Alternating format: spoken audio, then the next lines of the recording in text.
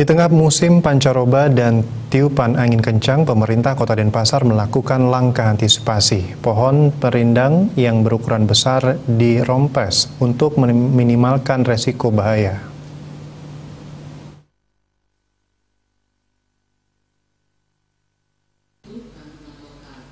Salah satu pohon yang dirompes berukuran cukup besar di ruas Jalan Sugianyar Denpasar, sisi selatan lapangan Puputan Badung. Perompesan dilakukan petugas DLHK Kota Denpasar.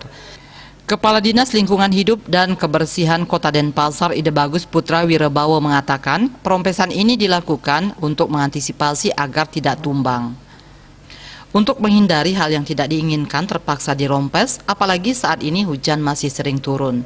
Perompesan ini sebagai upaya memastikan keamanan dan keselamatan warga pengguna jalan raya. Selain itu, saat ini hujan masih sering turun sehingga harus diantisipasi lebih dini karena beban pohon perindang lebih berat dari biasanya.